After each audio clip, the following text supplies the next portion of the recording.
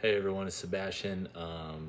Doing the week 3 discussion between formative and summative assessments.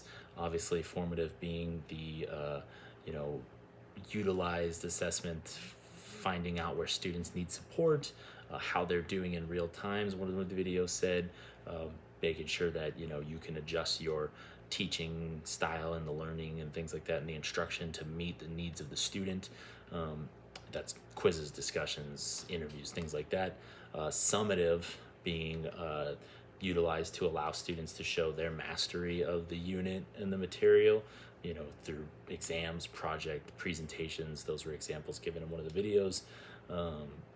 How would you go about developing and implementing? Formative would be, for me, I would want to develop interactive ways to do it, not just weekly quizzes. I think some testing sprinkled in is going to be good, um, but I would want to do interviews, weekly games, group discussions, things like that, to make to get to get engagement from the students. If your students aren't engaged, in my opinion, then formative and summative doesn't matter.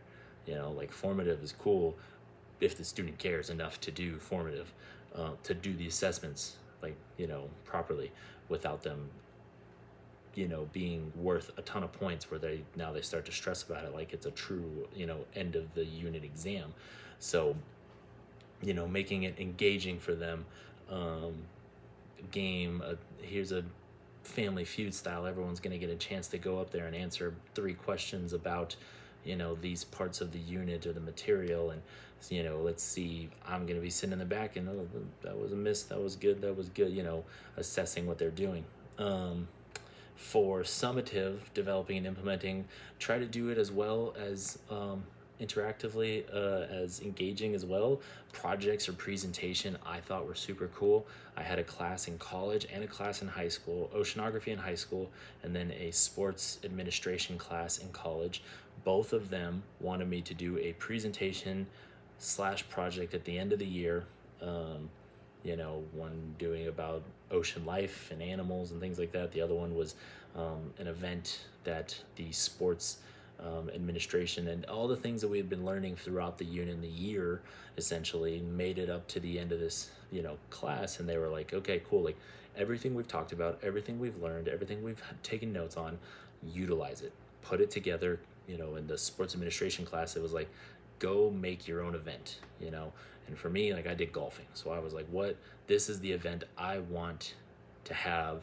This is the event that I want to do. Is how these are my players attending, these are the fans attending, I need vendors, I need workers, I need space, land, what are we going to do with this, that, and the other, all these things that we learned about throughout the year. And I put it all together into this one presentation and said, this is how I'm going to run my event. And did well. I thought it was super cool. I was engaged the whole time, so I feel like because I was engaged with it, I was able to do really well on the project. That, to me, super awesome way to show mastery of the knowledge of the things that we've done. To that point, sometimes exams are what's necessary. It's hard to put together a project to show me that algebra 2. You know what I mean? If it's English, things like that, hey, put these together. Here's a list of books. I'm going to make you do a book report at the end of the year. You're going to show me that you understand, hey, show me things in there where you found the soliloquy or the metaphors or this and that. And you're just kind of pulling pieces of it and resources. And here's a quote and da-da-da-da-da. And this is what the book was about. And awesome. Thanks. That's a lot better than sitting down and be like, here's an hour and a half. Take this 50 question, 100 question exam and, show me that you know everything I'm going to ask you. I just always found that I'm good at testing. I'm really good at testing. I hated it. I hate it so much as a way to show that I know the knowledge, because I'm good at testing. So I could just cram the night before, walk in there, have an A, get out of there, and then forget everything that I was supposed to remember in a week when I was at home for Christmas or summer. So, I've never been a big fan of testing. Barriers I think I will face. The main barrier that I personally think that is going to happen with formative assessment, especially if you're trying to be engaging or interactive, is that students are going to slip through the cracks. It's too time consuming to do something fun and something engaging, but also ask that student, hey, get over here, show me that you know everything we've been working on for the last 4 weeks. You're going to get to that point, and when you start to really test this kid and figure it out at this game time, in this game, after he's answered 15, 20 questions, or she's sat there with you for a 15-minute interview, you're going to be like, oh my goodness, like we gotta change some stuff. We gotta figure out how you're going to, what we're going to change about this. But you just spent 20 minutes of your 50-minute or hour-long class with one student out of 30, being realistic with high schools in California. So I think it's just too time consuming to do something, that students are going to slip through the cracks. And then a barrier that you're going to face staying with the engaging and the trying to be, interactive and get kids to do it, is that for summative is that, there's just, sometimes it doesn't matter. The same reason for, saying, well, you need to take a test, like it doesn't matter. Like the material that I need to know that you have the depth of knowledge or the mastery of the material that we've been talking about, I can't figure that out if you're going to do a project. When it comes to geometry, I need to ask you questions. I need to ask you, hey, can you answer this question? Show your work, things like that. And just depending on what you're in, like sometimes that's what it's about.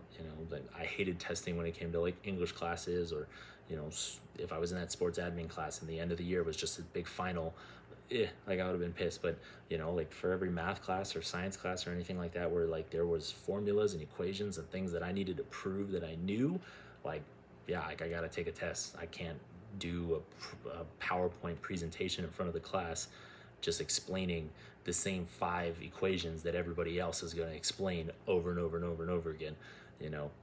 So I think those are the 2 barriers that I would face. But I think that formative and summative assessments can be really cool if you use them, in this engaging manner where you make it fun, you make it, part of the allure of trying to get these kids to be in class and be engaged. So very cool. Thank you.